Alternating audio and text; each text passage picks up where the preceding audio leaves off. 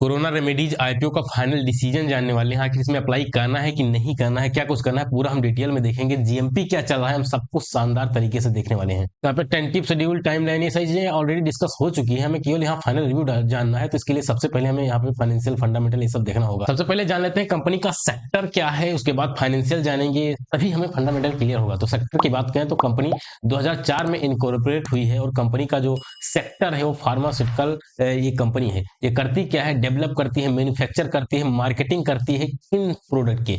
Women's health care हो गई, cardiology हो गया, पेन मैनेजमेंट हो गया, यूरोलॉजी हो गया, इन सारे जो प्रोडक्ट होते हैं इनको कंपनी जो है मैन्युफैक्चर करती है, डेवलप करती है। इस सेक्टर में भाई ग्रोथ है, आने वाले समय में आपको ग्रोथ देखने को मिलेगा। 10-12% का ग्रोथ नेक्स्ट 5 ईयर में है, तो इसमें ग्रोथ है और इस सेक्टर में ठीक ठाक परफॉर्मेंस, आई थिंक ठीक ठाक परफॉर्मेंस भी दे रहे हैं। और इनका नेटवर्क जो है वो भी बढ़ा है। 2671 मेडिकल प्रेजेंटेटिव्स हैं इन 22 स्टेट्स में। ऐसे बहुत सारे इनके चीजें हैं जो इनको एक अट्रैक्टिव व्यू देती हैं इस सेक्टर में। तो ये तो इनके पॉजिटिव पॉइंट हो गए। और सेक्टर ठीक ठाक है, सेक्टर की रेटिंग बढ़िया है भाई, सेक्टर से दिक्कत नहीं होना चाहिए। आओ फाइनेंशियल देखते हैं, फाइनेंशियल कैसा है।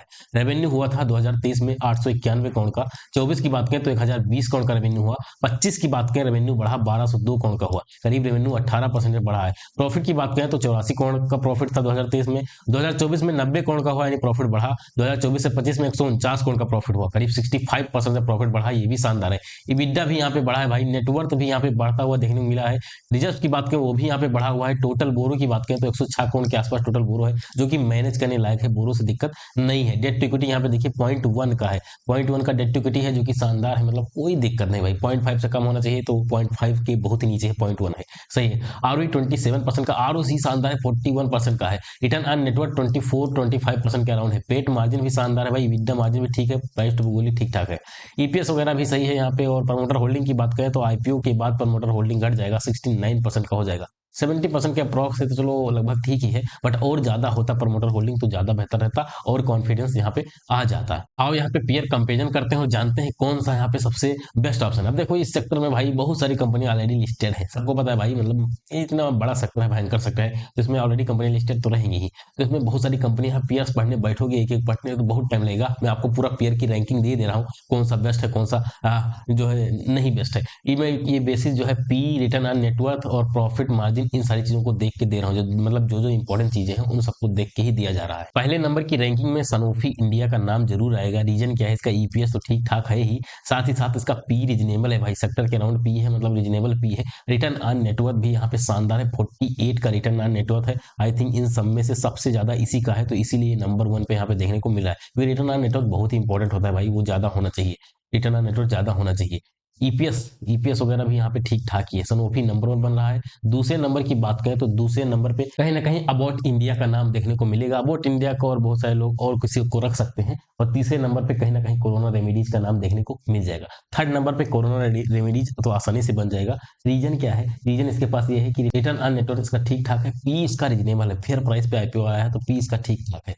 ईपीएस वगैरह भी यहाँ पे ठीक ठाक ही लग रहा है। ओवरऑल पेयर के मुकाबले में टॉप 3 तो आ रहे हैं, आज 3 पे आ रहे हैं, लेकिन टॉप 3 में ही आ रहे हैं भाई। टॉप 3 में कंपनी कहीं ना कहीं आ रही है, तो ये तो बढ़िया है यार, पेयर के मुकाबले टॉप 3 में रहना बहुत ही अच्छी बात है। तो टॉप 3 में आ रहे हैं। अब बात करते हैं फंडामेंटल स्ट्रांग है कि नहीं। तो जी फंडामेंटल इसका ठीक ठाक है, फंडामेंटल इसका स्ट्रांग देखने को मिल रहा है, शानदार है। Return on network, pet margin, ये सही चीजें अच्छी है, इस वजह से इसका फंडामेंटल कहीं ना कहीं दुरुस्त है, बढ़िया है। अब फंडामेंटल जब स्ट्रांग होता है तो लॉन्ग टर्म के लिए भी कंसिडर किया जा सकता है। आओ जीएमपी देखते हैं, उसके बाद हम देखेंगे कि लॉन्ग टर्म कंसिडर करना है कि नहीं करना है। यहाँ पे देखो जीएमपी 265 यानी करीब 25% का जीएमपी चल रहा है भाई, शानदार जीएमपी है भाई। बात करते हैं इसमें अप्लाई करना है क्या कुछ करना। तो देखो मैं पर्सनली बताऊं, इसमें केवल केवल लिस्टिंग गेन के लिए अप्लाई करने वाला हूं। इसमें लिस्टिंग गेन का मेरा व्यू बन रहा है, मतलब लॉन्ग टर्म के लिए अप्लाई कर सकता हूं, बट इसमें लॉन्ग टर्म के लिए मैं नहीं अप्लाई करने वाला हूं, लिस्टिंग गेन के लिए अप्लाई करने वाला हूं। आप चाहो तो इसको लॉन्ग टर्म के लिए देख सकते हो, क्योंकि कंपनी का फंडामेंटल सही है, सेक्टर सही है, पी वगैरह रीजनेबल है, और कंपनी पीयर के मुकाबले भी सस्टेन कर रही है। ठीक है, बहुत लोग नेट एसेट वैल्यू ये सही चीजें देख के बोलेंगे नहीं नहीं नहीं तो बेकार है, लेकिन ऐसा नहीं भाई, बहुत सारी चीजें देखनी पड़ती है, उसके अकॉर्डिंग टॉप 3 में कंपनी कहीं ना कहीं आ रही, आने वाले समय में आगे उभर के भी आएगी। इस सेक्टर में हो सकता है